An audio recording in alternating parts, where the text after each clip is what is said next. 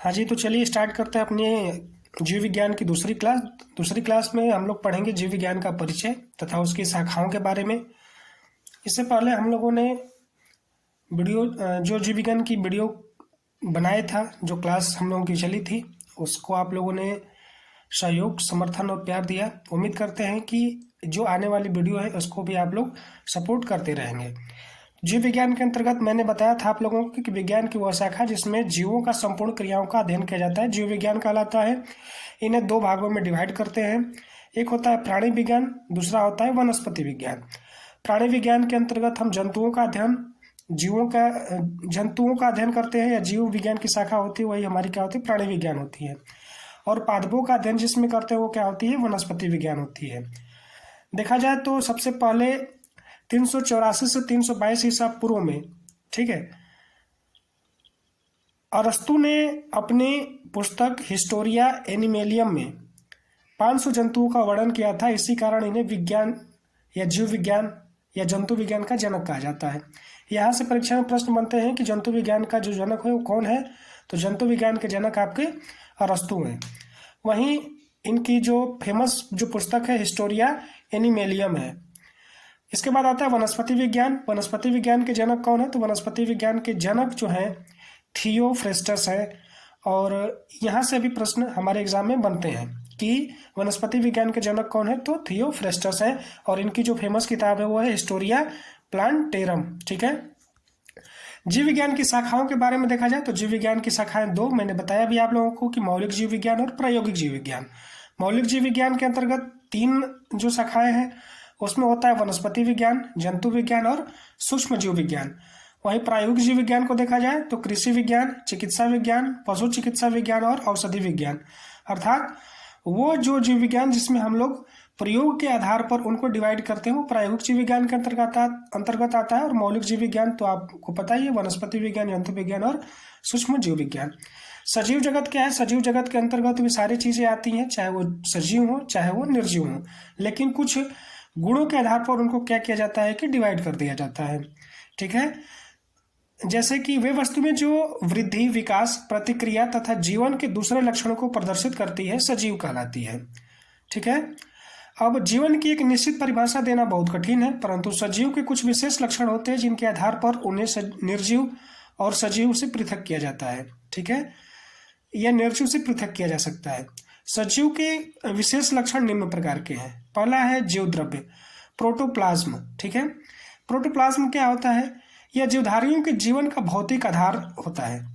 इसमें सभी जैविक क्रियाएं होती हैं तथा इसकी रासायनिक संरचना जटिल होती है। जीव द्रव्य निरंतर परिवर्तन की स्थिति में रहता है और इसी को हम क्या कहते हैं, जीवन कहते हैं। दूसरा जो होता है आपकी कोशिका संरचना होती है। कोशिका संरचना जैसे जीवधारी जो होते हैं एक या अनेक कोशिका के बने होते हैं, अतः कोशिका जीवों की संरचनात्मक तथा क्रियात्मक इकाई होती है।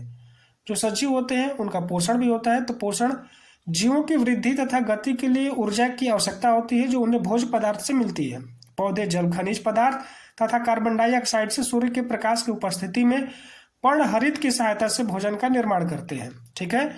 पर्णहरित की सहायता से क्या करते हैं, भोजन का निर्माण करते हैं। वहीं आगे चलते हैं तो देखते हैं कि उपापचय, मेटाबॉलिज्म, जीवों में भौतिक तथा रासायनिक परिवर्तन होता रहता है, ठीक है। इनमें उपचय क्रियाएं रचनात्मक होती हैं। जो उपचय क्रियाएं होती है वो क्या होती हैं, रचनात्मक होती हैं, ठीक है, जिससे सरल से जटिल पदार्थ बनते हैं। जो जीव द्रव्य के क्या होते हैं, घटक होते हैं जो सरल से जटिल बनते हैं। इसके ठीक विपरीत एक क्रिया और होती है जिसे हम अपचय कहते हैं। अपचय क्रियाएं जो होती है विनाशात्मक होती हैं, जिनमें जटिल पदार्थों का क्या होता है, विघटन होता है।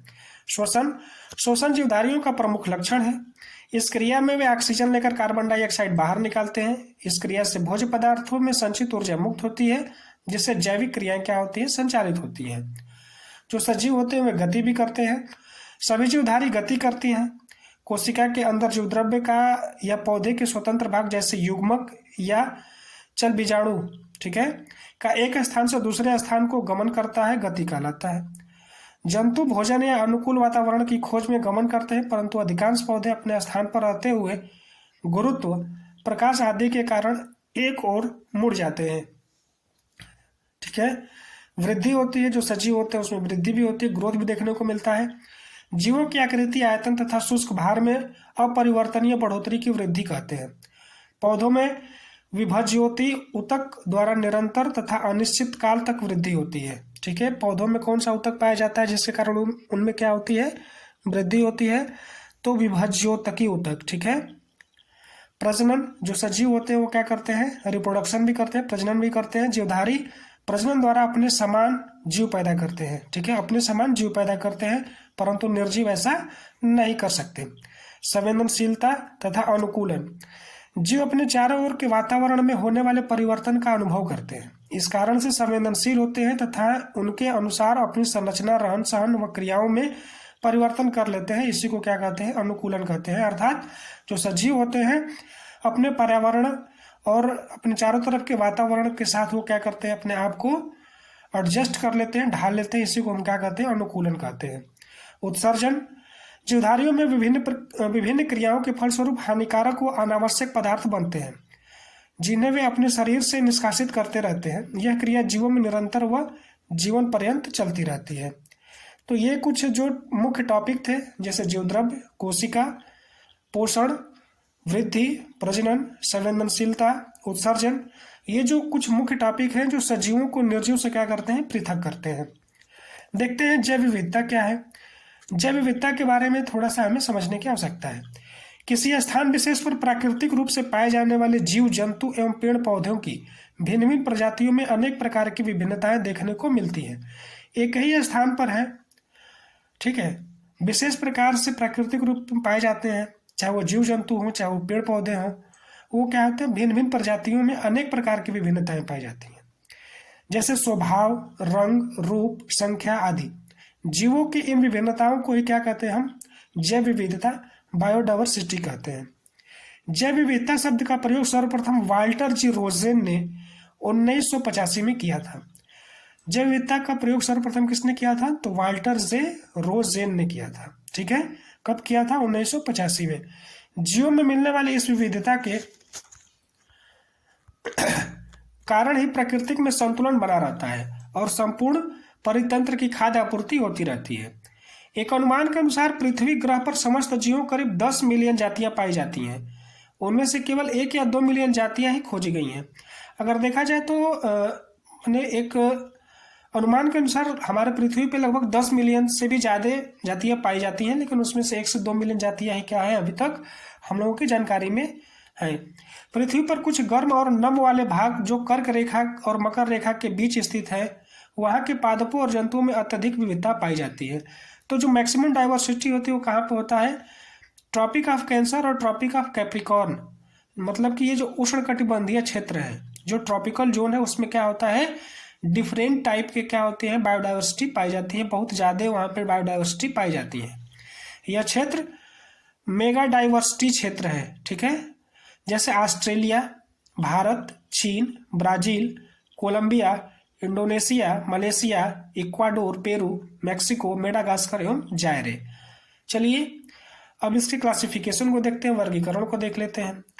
तो वर्गीकरण को देखा जाए तो उनके समानताओं एवं विभिन्नताओं के आधार पर विभिन्न वर्गों में विभाजित किया गया है।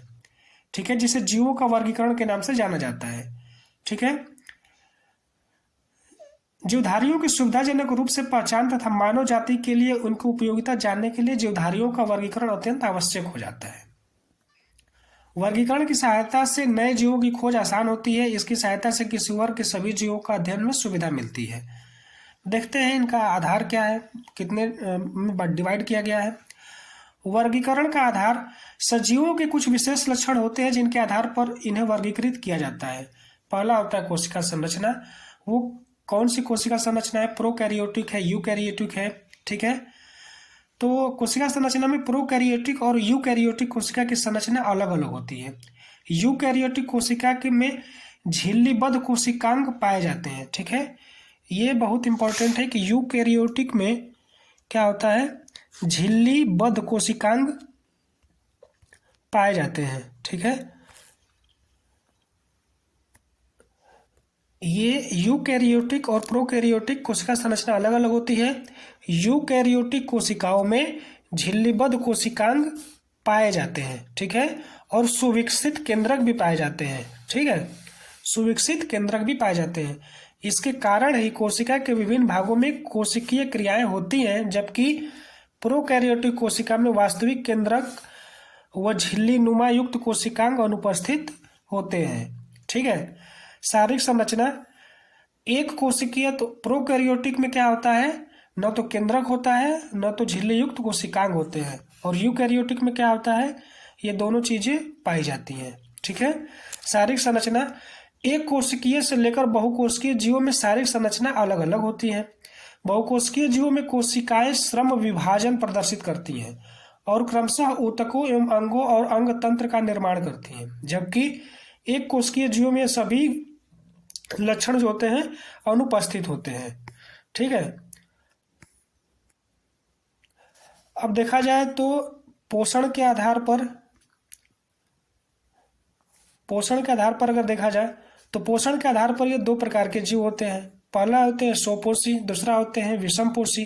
स्वपोषी जो ऑटोट्रॉप्स होते हैं, ये जीव अपना भोजन प्रकाश संश्लेषण की क्रिया द्वारा स्वयं बनाते हैं, और जो हेट्रोट्रोपिस होते हैं वो क्या होते हैं, ये जीव अपना भोजन स्वपोषी जीवों एवं अन्य विषमपोषी जीवों एवं मृत कार्बनिक पदार्थों से क्या करते हैं, प्राप्त करते हैं। शारीरिक संगठन, पादपों और जंतुओं में अलग अलग प्रकार के शारीरिक संगठन होते हैं। पादपों में जंतुओं की अपेक्षा विभिन्न प्रकार के ऊतक पाए जाते हैं जो उनके शारीरिक संगठन को जंतुओं से अलग करते हैं। कार्यात्मक संगठन भी अलग होता है, ठीक है। वर्गीकृत पदानुक्रम, अगर इसके पदानुक्रम को देखा जाए तो क्या क्या होता है, विभिन्न वर्गीय श्रेणी को एक उचित क्रम में व्यवस्थित करना वर्गीय पदानुक्रम या लीनियम पदानुक्रम कहलाता है। वर्गीकरण की आधारभूत इकाई जाति है, ठीक है। वर्गीकरण की जो इकाई भूत आधार क्या है, आधारभूत इकाई जो है वो क्या है, जाति है। जीव विज्ञान की वह शाखा जिसके अंतर्गत वर्गीकरण एवं इसके मूल सिद्धांतों का अध्ययन किया जाता है वही क्या कहलाता है, टैक्सोनॉमी कहलाता है, वर्गीकी कहलाता है, ठीक है, वर्गीकी कहलाता है।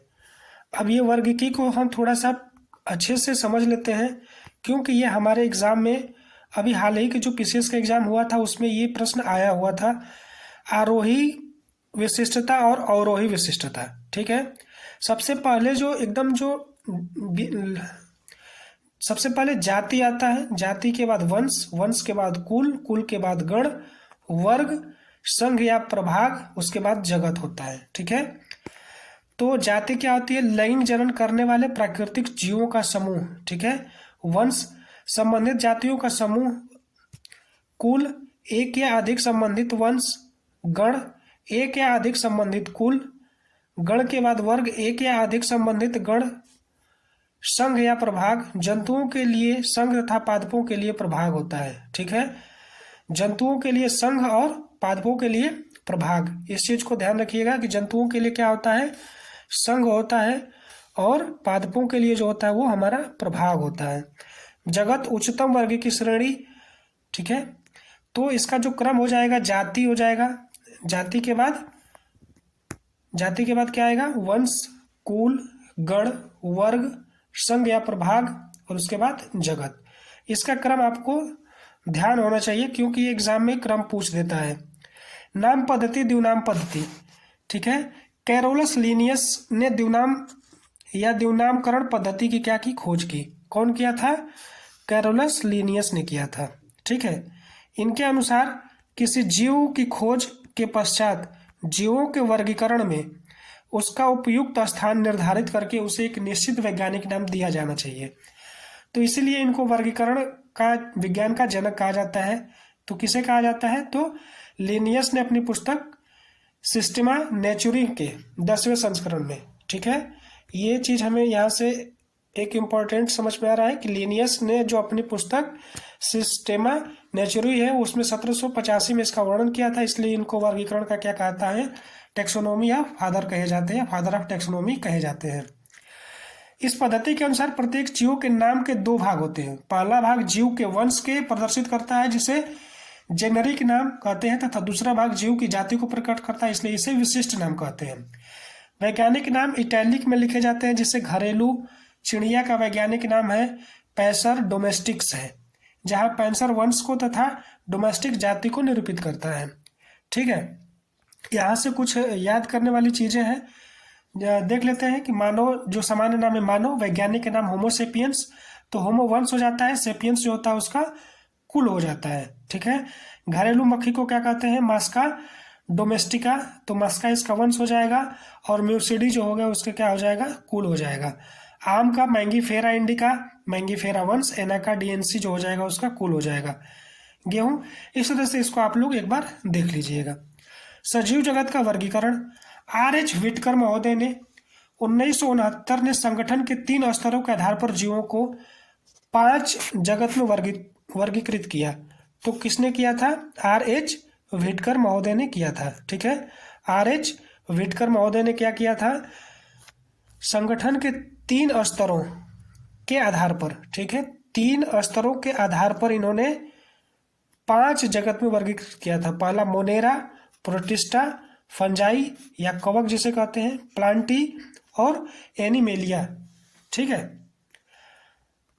यह स्तर है कोशिका संरचना की जटिलता। जो 3 स्तर है उसमें पहला है कोशिका संरचना की जटिलता, दूसरा है पोषण विधि के प्रकार, और तीसरा है शारीरिक संगठन। ठीक है, शारीरिक संगठन की जटिलता। तो ये 3 आधार पर इन्होंने क्या किया था? 5 भागों में डिवाइड किया था। पहला मोनेरा, फिर प्रोटिस्टा, फंजाई, प्लांटी एवं एनिमेलिया। कार्ल वोस ने मोनेरा जगत को 2 डोमेन आर्किया एवं यूकोबैक्टीरिया में विभक्त किया तथा शेष सभी जीवों को यूकैरिया डोमेन में रखा। विटकर द्वारा प्रस्तुत 5 जगत वर्गीकरण की प्रमुख विशेषताएं निम्नवत है। इसमें पहला है मोनेरा। मोनेरा क्या होता है? इसके उपस्थित जीवों का सारे के कोशिकीय प्रोकैरियोटिक तथा मुख्य कोशिकांग अनुपस्थित होते हैं।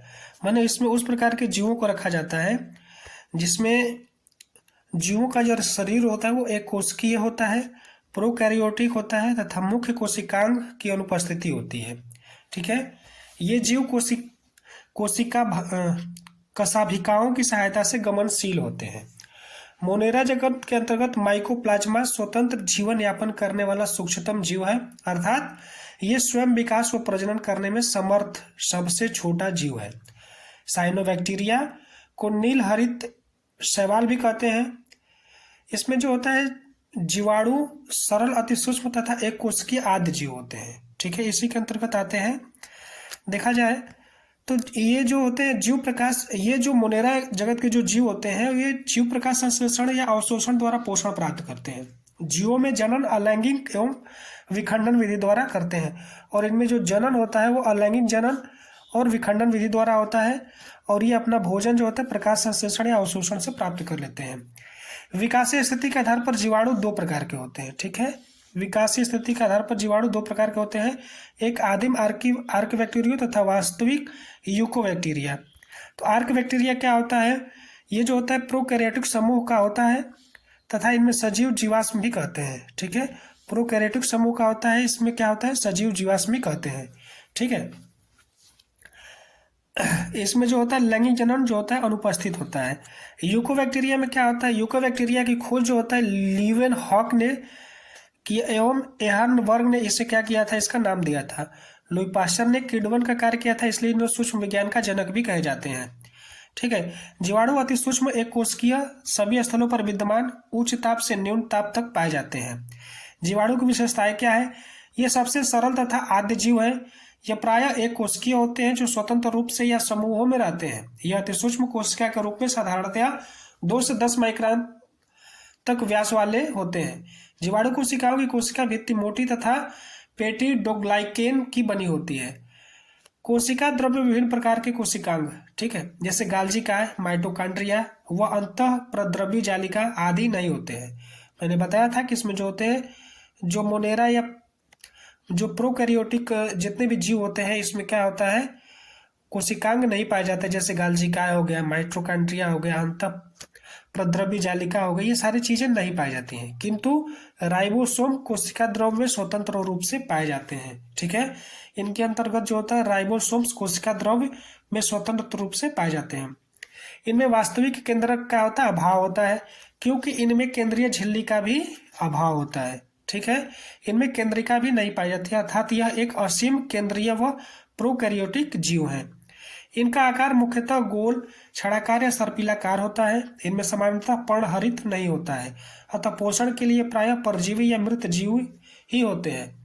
कुछ जीवाणुओं में विभिन्न प्रकार के पर्णरहित जैसे बैक्टीरियो क्लोरोफिल, बैक्टीरियो विरिडीन आदि पाए जाते हैं। ये जीवाणु स्वपोषी होते हैं तथा उन्हें कुछ जीवाणु रसायन संश्लेषी भी कहते हैं।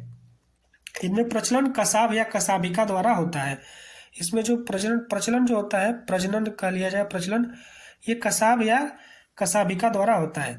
जीवाणु में प्रजनन प्रायः द्विविभाजन द्वारा संपन्न होता है। तो जीवाणुओं में जो प्रजनन होता है वो कैसे होता है? द्विविभाजन द्वारा होता है। देखते हैं साइनोबैक्टीरिया को। मैंने साइनोबैक्टीरिया के बारे में बताया भी आप लोगों को कि साइनोबैक्टीरिया क्या होता है।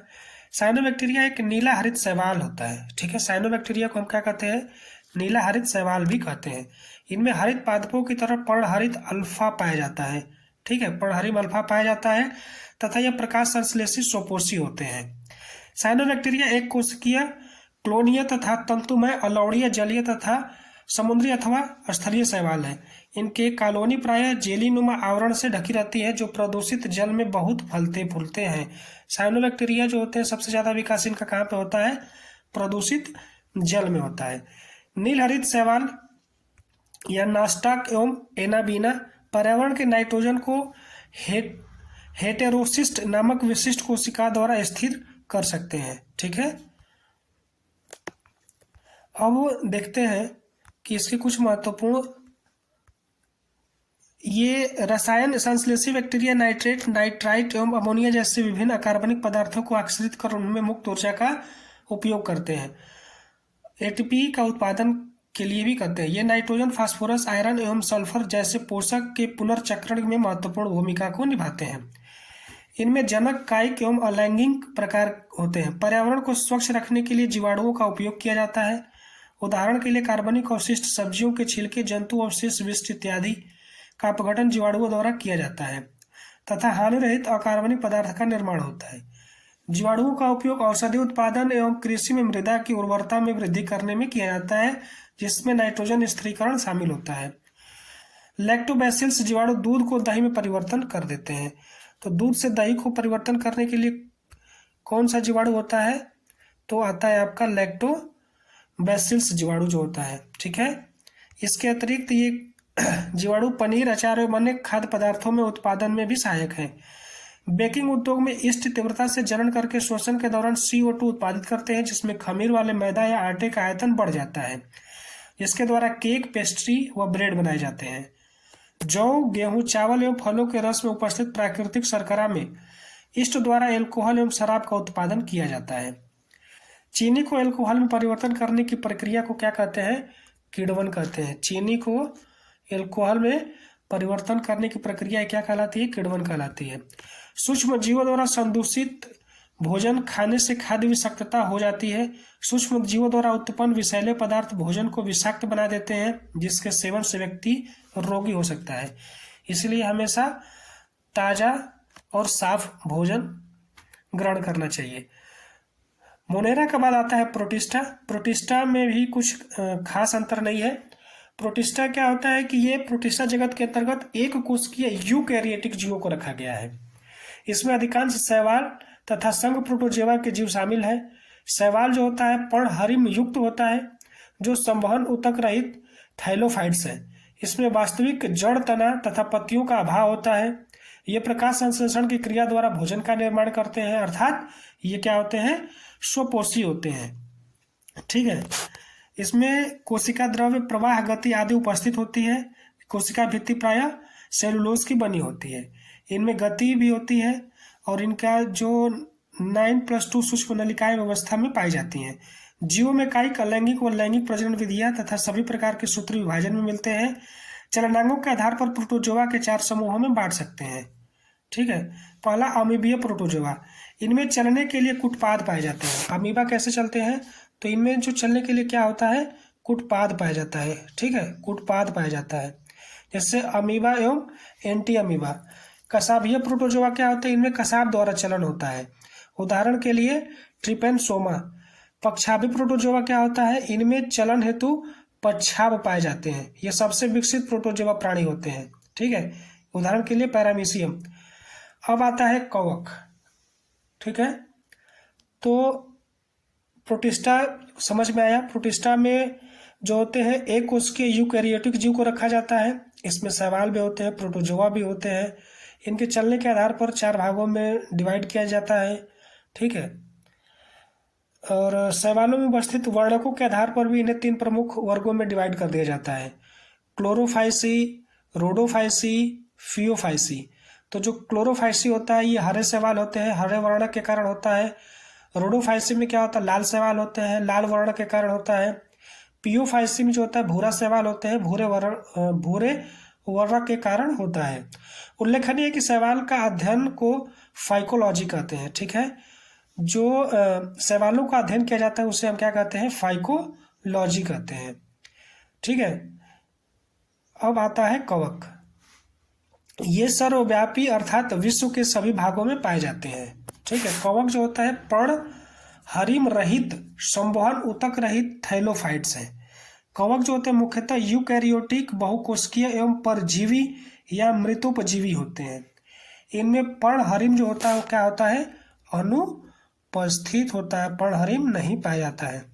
कवक का शरीर लंबी धागेनुमा संरचनाओं का बना होता है जिन्हें कवक तंतु या हाइफी कहते हैं। संयुक्त रूप से हाइफी के साथ कवक के शरीर को कवक जाल कहते हैं। कवक की कोशिका भित्ति काइटिन नामक जटिल शर्करा की बनी होती है। कवक की कुछ प्रजातियां नील हरित शैवाल के साथ अंतर संबंध बनाते हैं जिसे सहजीविता कहते हैं। ऐसे सहजीवी जीवों को हम क्या कहते हैं, लाइकेन कहते हैं। ठीक है, शैवाल कवक के लिए भोजन संश्लेषित करते हैं और कवक शैवाल को आश्रय देता है, वो खनिज व जल का अवशोषण करता है। इनके घनिष्ठ सहवास के कारण यह अनुमान लगाना असंभव है कि इनमें 2 विभिन्न जीव हैं। लाइकेन प्रदूषण के बहुत अच्छे संकेतक होते हैं। लाइकेन जो है वो क्या है, प्रदूषण के बहुत अच्छे संकेतक हैं, क्योंकि ये प्रदूषित क्षेत्रों में नहीं उगते। लाइकेन जो है वो क्या है, प्रदूषित क्षेत्रों में नहीं उगते। ये उच्च पादपों जैसे पाइनस के मूल के साथ सहजीवी कवक मूल संबंध बनाते हैं।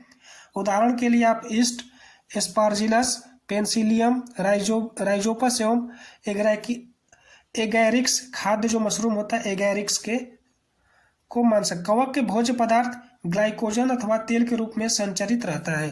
तो जो कवक के जो भोज्य पदार्थ होते हैं वो क्या होते हैं, ग्लाइकोजन के रूप में होते हैं या तेल के रूप में संचित रहते हैं। कवक में जनन प्रायः निम्न 3 प्रकार से होता है, लैंगिक, अलैंगिक और कायिक। इसमें 2 लैंगिक में क्या होता है, इसमें 2 युग्मक अथवा 2 केंद्रक का संयुग्मन होता है। अलैंगिक में क्या होता है, बीजाणुओं द्वारा इसमें अलैंगिक जनन होता है। ठीक है, और कायिक क्या होता है, विखंडन अथवा कलिकाओं के द्वारा इनमें कायिक जनन होता है। नेक्स्ट है हमारा पादप। तो कवक से आप सारी चीज़ों को समझ गए होंगे। ठीक है, कवक का अध्ययन को हम क्या कहते हैं, माइकोलॉजी कहते हैं। ठीक है, कवक का अध्ययन जो होता है वो माइकोलॉजी कहलाता है। ठीक है, और जो शैवालों का अध्ययन क्या कहलाता है, फाइकोलॉजी। अब आते हैं लाइकेन के बारे में। मैंने बताया लाइकेन मिश्रित जीव हैं जो कवक एवं शैवाल के साहचर्य से बने होते हैं। ठीक है, अब देखते हैं पादप जगत को। पादप जगत में पादप जो होता है बहुकोशिकीय यूकैरियोटिक जीव है। बहुकोशिकीय यूकैरियोटिक जीव है। यूकैरियोटिक मतलब इसमें केंद्रक भी होगा और झिल्लियां भी पाई जाएंगी। इनकी कोशिकाओं के चारों ओर सेलुलोज की कोशिका भित्ति पाई जाती है। चारों ओर क्या होती है, सेलुलोज की कोशिका भित्ति पाई जाती है। ये प्रकाश संश्लेषण द्वारा अपने लिए भोजन का निर्माण पर्णहरिम की सहायता से स्वयं करते हैं, अर्थात स्वपोषी होते हैं। कमेंट बॉक्स में बताइएगा कि क्या कवक जो होते हैं स्वपोषी होते हैं या परपोषी होते हैं। देखते हैं आगे। इनमें जनन लैंगिक, अलैंगिक व कायिक प्रकार के होते हैं। जिस प्रकार से कवक में 3 प्रकार के जनन होते हैं, लैंगिक, अलैंगिक और कायिक, उसी प्रकार से पादप में भी 3 पाए जाते हैं। पादों में अनियमित वृद्धि पाई जाती है। पादप जगत का वर्गीकरण। अब इसके वर्गीकरण को देखा जाए तो पादप जगत में प्रथम स्तर का वर्गीकरण इस तथ्य पर निर्भर करता है कि पादप शरीर के घटक सुविकसित एवं विभाजित है अथवा नहीं। अगला स्तर का वर्गीकरण पादपों में जल और अन्य पदार्थों के परिवहन के लिए विशिष्ट ऊतकों की उपस्थिति और अनुपस्थिति पर निर्भर होता है। ठीक है, अब इसको देखा जाए तो पादपों का वर्गीकरण करते समय यह देखा जाता है कि पादप में बीज धारण की क्षमता है अथवा नहीं। यदि बीज धारण की क्षमता है तो वह बीज फल के अंदर विकसित है अथवा नहीं। इन लक्षणों के आधार पर पादप जगत को थैलोफाइटा, ब्रायोफाइटा, टेरिडोफाइटा, जिम्नोस्पर्म तथा एंजियोस्पर्म में वर्गीकृत किया गया है। ठीक है, किसके आधार पर? कि उनके जो बीज धारण की क्षमता है वो अंदर है उनके, कि उनके बाहर है, अंदर विकसित हो पाएंगे कि नहीं हो पाएंगे। इन लक्षणों के आधार पर पादप जगत को क्या किया गया है? Thallophyta, bryophyta, pteridophyta, gymnosperm, angiosperm में वर्गीकृत किया गया है। ठीक है, इन्हें भी दो समूहों में बांटा जा सकता है जो निम्न है। अपुष्पोद्भिद पादप। अपुष्पोद्भिद पादप क्या है? के अंतर्गत उन पादपों को रखा गया है जिनमें जनन अंग प्रत्यक्ष नहीं होते हैं और न ही इनमें बीज निर्माण की क्षमता होती है। इसके अंतर्गत निम्नलिखित प्रभाग आते हैं। थैलोफाइटा। थैलोफाइटा में क्या होता है? जो अपुष्पोद्भिद पादप होते हैं वो उसमें ऐसे पादप को रखा जाता है जिनमें जनन अंग प्रत्यक्ष नहीं होता है और न ही इनमें बीज निर्माण की क्षमता होती है। इसके अंतर्गत थैलोफाइटा को रखा गया है। तो थैलोफाइटा क्या है? थैलोफाइटा प्रभाग के पादप को सामान्यतः शैवाल कहा जाता है। ठीक है, ये मुख्य रूप से जल में पाए जाते हैं। इन पादपों का शरीर जड़, तना एवं पत्ती में विभेदित नहीं होता है, अर्थात सुकाई होते हैं। ये पादप स्वपोषी होते हैं, अर्थात प्रकाश संश्लेषण करते हैं। इनकी कोशिका भित्ति सेलुलोज की बनी होती है।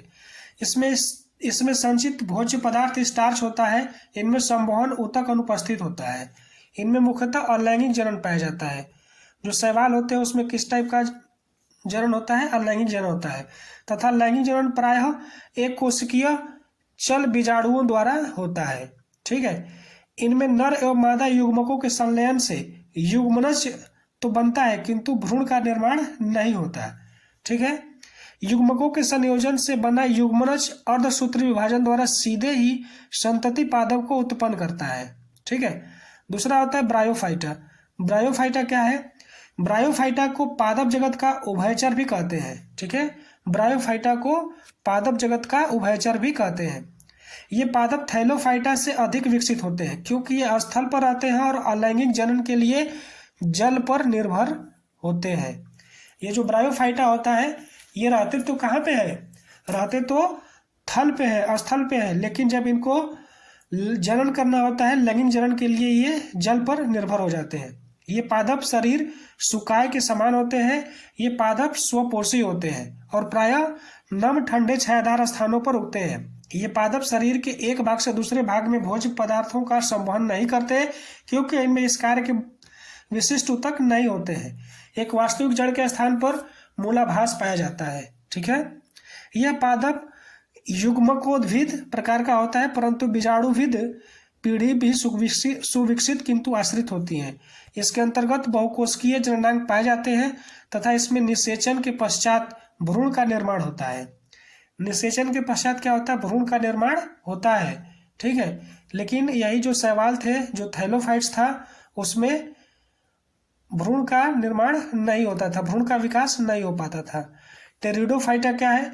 टेरिडोफाइटा समूह के पादपों को वनस्पतिक सर्प भी कहा जाता है। ठीक है, टेरिडोफाइटा को वनस्पति सर्प भी कहा जाता है। पादप शरीर जड़, तना एवं पत्ती जैसे संरचनाओं में विभाजित होते हैं परंतु ये संरचनाएं वास्तविक जड़, तना एवं पत्ती से भिन्न होती हैं। ये पादप मुख्यतः स्थलीय बीजाणुविद होते हैं।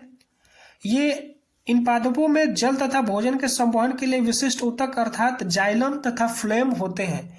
इसमें जो होता है जाइलम तथा फ्लोएम पाया जाता है। अतः ये पादप संवहनी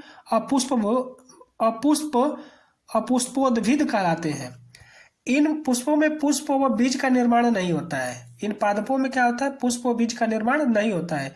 इन पादपों में युग्मद्विज, ठीक है, स्वतंत्र जीवी, सुविकसित तथा अत्यंत छोटा होता है। निषेचित अंडे भ्रूण में परिवर्तित होते हैं। उदाहरण के लिए आप लोग फर्न को देखते हैं, हर्स्टेल को देखते हैं, क्लब बर्ड्स जैसे चीजों को देख लेते हैं। तो अब पुष्पोद्भिद पादप के अंतर्गत 3 आ गए। थैलोफाइट, दूसरा हो गया कौन कौन से थे?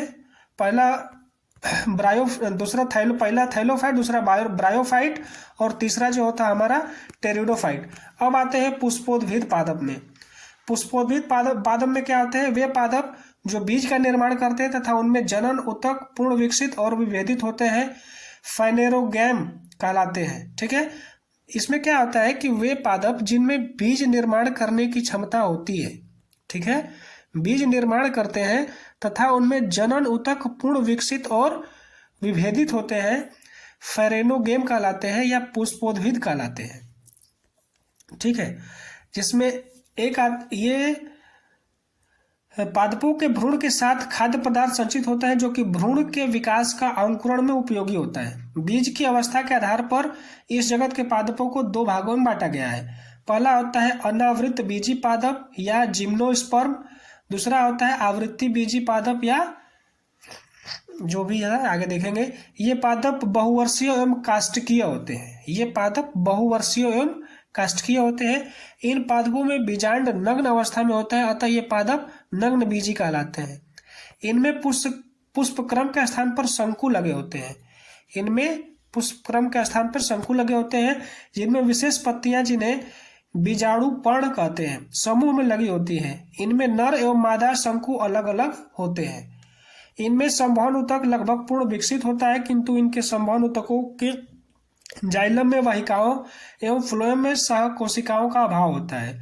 इनमें वास्तविक फल का निर्माण नहीं होता है तथा परागकरण वायु द्वारा होता है। उदाहरण पाइनस, साइकस, सिट्रस, गिनको आदि। आवृत्त बीजी पादप या एंजियोस्पर्म। आवृत्त बीजी पादप क्या होते हैं? ये एक वर्षीय, द्विवर्षीय, बहुवर्षीय, शाकीय या काष्ठीय सभी प्रकार के होते हैं।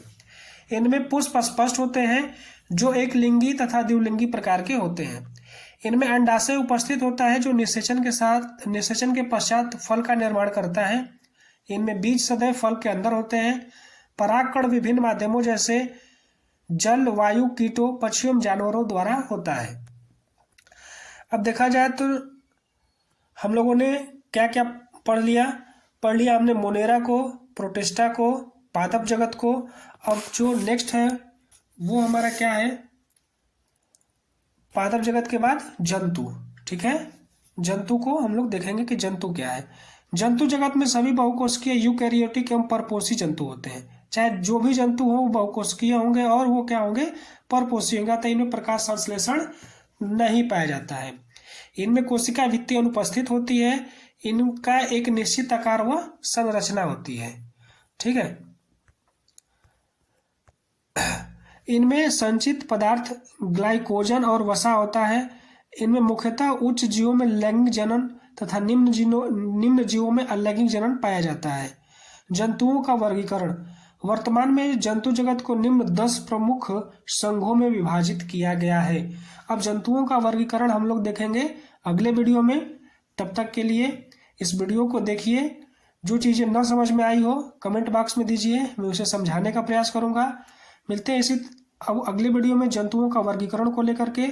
इसके तत्पश्चात हम लोग देखेंगे इससे जुड़े IAS, PCS व अन्य राज्य स्टेट में आए हुए जितने भी प्रश्न हैं उनके ऊपर हम लोग चर्चा करेंगे। फिर इससे जुड़े प्रश्नों को भी सॉल्व किया जाएगा। मिलते हैं अगले वीडियो में, तब तक के लिए नमस्कार।